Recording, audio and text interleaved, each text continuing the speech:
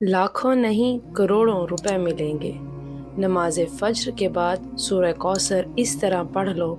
सिर्फ एक दिन का वजीफ़ा है, ये मौका बार बार नहीं मिलता। फ़ायदा उठा लो। बिस्मिल्लाहिर्रहमानिर्रहीम। मोहतरम नाजरीन, फजर की नमाज पढ़ने के बाद सूरह कौसर का ये वजीफ़ा कर लो। लोग दरवाज़ा खटखटा कर पैसे देकर जाएंगे। यकीन नहीं आता तो बेशक आजमा लो। आज ऐसा मुजरब और गैबी वजीफ़ा आप तमाम नाज़रीन की खिदमत में पेश करूँगी जो लोग कर्ज़ की वजह से परेशान हैं और फौरी तौर पर चाहते हैं कि पैसों का गैबी तरीके से बंदोबस्त हो जाए। घर में बड़े मसले मसाइल हैं, महंगाई से परेशान हैं। मेरा यकीन माने, आज दिल से ये मुजर्रब वजीफ़ा अपने भाइयों और बहनों को उनकी परेशानियों के हल के लिए बताने लगी हूँ। रिस्क और दौलत का ये मुजर्रब वजीफ़ा है, जिस तरतीब से बताऊँगी आपने उसी तरतीब से करना है। अपनी तरफ से थोड़ी सी भी आपने कोई कमी बेशी नहीं करनी, वरना आपका जो वजीफ़ा है उसके जो असरात हैं वो आपको नज़र नहीं आएंगे। उल्टा आप लोग अपना वक्त ज़ाया करेंगे।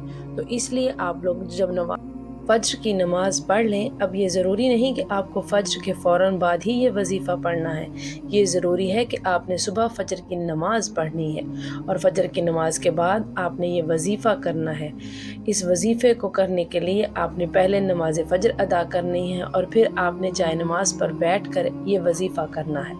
आप लोग ये वीडियो देखें, किसी भी वक्त वीडियो देखें। ये नहीं कि आप लोग आज वीडियो देख रहे हैं तो आज ही ये अमल करना है।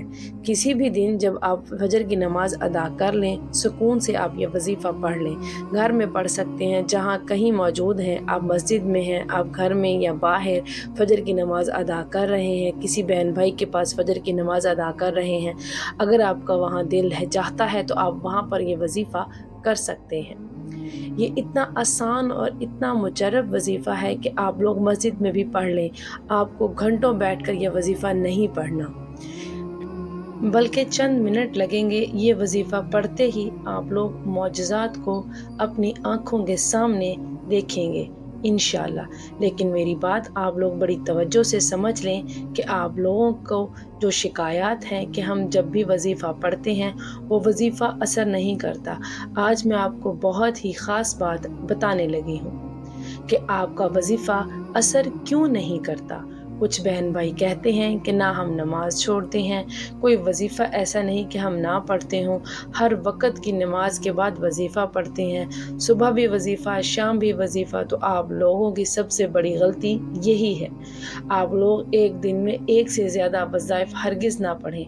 भले आप नोट कर लें, एक दिन का कोई अमल है, एक दिन का कोई वजीफ़ा है, एक दिन का ही कोई वजीफ़ा हो, लेकिन आप तमाम दोस्त एक दिन से ज़्यादा एक हाजत के लिए जो वजीफ़ा आपको बताया गया है, रोज़ाना एक वजीफ़ा पढ़ें।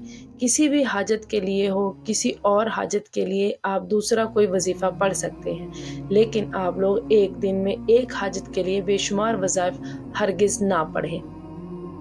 आप लोग क्या गलती कर जाते हैं कि किसी एक हाजत के लिए बहुत सारे वजीफ़े एक साथ पढ़ लेते हैं। और मिसाल के तौर पर आपका कोई रिस्क का मसला है, कर्ज़ का मसला है, तो उस कर्ज़ के लिए आप लोग एक दिन में आपको कोई अमल बताया गया है कि ये एक दिन का अमल है, तो पहले पूरा दिन वो अमल मुकम्मल करें, एक से ज़्यादा वज़ाइफ़ ना पढ़ें। फिर अगले दिन दूसरा वजीफ़ा पढ़ें, तीसरे दिन तीसरा वजीफ़ा पढ़ लें। तरतीब से वज़ाइफ़ पढ़ा करें और जिस तादाद में बताया जाए उसी तरह पढ़ा करें। वक्त की नज़ाकत को मद्देनज़र रखते हुए आइए आज के इस अमल की तरफ चलते हैं। लेकिन इससे पहले, अगर आप मेरे इस चैनल पर नए हैं और आपने इस चैनल को अभी तक सब्सक्राइब नहीं किया, तो खुदारा इस चैनल को अभी सब्सक्राइब कर लें, क्योंकि ऐसे बहुत से वज़ाइफ़, बहुत से अमाल आपके लिए डेली बेस पर पेश करती रहूँगी। अमल क्या है? जैसा कि मैंने बताया कि फ़जर की नमाज सुकून से अदा कर लें, फिर इसके बाद जैसे ही सलाम फेरें, चाहे तो उसी वक्त कर लें या थोड़ी देर के बाद कर लें, लेकिन बेहतर है कि उसी वक्त सुकून से ये अमल कर लें। बावज़ू मुसल्ले पर बैठकर आपने सबसे पहले नबी करीम सल्लल्लाहु अलैहि वसल्लम की ज़ात मुबारका पर दुरूद पाक पढ़ना है। درود پاک آپ کوئی سا بھی پڑھ سکتے ہیں، آپ صلی اللہ علی محمد پڑھ لیں، آپ صلی اللہ علیہ وسلم پڑھ لیں، آپ نماز والا درود ابراہیمی پڑھ لیں تو سب سے بہتر ہے۔ ایک بار ثواب کی نیت سے درود پاک میرے ساتھ بھی مل کر پڑھیں۔ اللہم صلی علی محمد وعلی آل محمد کما صلیت علی ابراہیم وعلی آل ابراہیم انک حمید مجید۔ اللہم بارک علی محمد وعلی آل محمد کما بارکت علی ابراہیم وعلی آل ابراہیم انک حمید مجید۔ درود پاک پڑھتے ساتھ ہی فوری طور پر آپ نے سب سے پہلے اپنے مقصد کی نیت کرنی ہے۔ آپ میں سے جو کچھ بھی مانگنا چاہتا ہے مانگ لے، آج قبولیت کی گھڑیاں ہیں، آج تقدیر اور نصیب کے مقدر کا ستارہ چمک اٹھے گا انشاءاللہ۔ آج روزگار کے لیے پڑھ لو، بے اولاد ہو اولاد کے لیے پڑھ لو، تنگ دست ہو روزگار کے لیے پڑھ لو، میاں بیوی میں محبت کی کمی کے لیے پڑھ لو، نافرمان اولاد نافرمان شوہر کے لیے پڑھ لو، قرض سے نجات کے لیے پڑھ لو، من پسند شادی نوکری کے لیے پڑھ لو۔ جس کی جو حاجت ہے، جو مقصد ہے، جو خواہش ہے آج مانگ لینا۔ آج اگر آپ کو لگتا ہے کہ آپ کی کوئی حاجت ناممکن ہے، آپ کو لگتا ہے یہ کسی صورت بھی پوری نہیں ہو سکتی، تو آپ نے صرف اپنے مقصد کی نیت کرنی ہے۔ اپنے مقصد کی نیت کرتے ہی ساتھ ہی فوری طور پر آپ نے ایک بار اعوذ باللہ من الشیطان الرجیم بسم اللہ الرحمن الرحیم پڑھ کر وظیفے کا آغاز کرنا ہے۔ پھر فوری طور پر آپ نے اپنی آنکھوں کو بند کر لینا ہے اور پوری توجہ اور دھیان کے ساتھ اپنے مقصد کو ذہن میں رکھتے ہوئے پہلے نمبر پر آپ نے لا الہ الا اللہ محمد رسول اللہ پہلا کلمہ آپ نے پڑھنا ہے۔ جب آپ لوگ ایک بار پہلا کلمہ پڑھ لیں، پہلا کلمہ پڑھنے کے فوراً بعد ہی آپ نے سورہ کوثر کا بڑا ہی مجرب وظیفہ پڑھنا ہے۔ اب آپ نے سب سے پہلے سورہ کوثر پڑھنی ہے۔ سورہ کوثر کی تلاوت سماعت فرمائیں۔ بسم اللہ الرحمن الرحیم انا اعطینک الکوثر فصل لربک وانحر ان شانئک هو الابتر۔ سورہ کوثر کو آپ اپنی ہاتھ کی انگلیوں پر پڑھ لیں یا تسبیح کے دانوں پر پڑھ لیں۔ آپ نے سورہ کوثر کو 21 بار پڑھنا ہے۔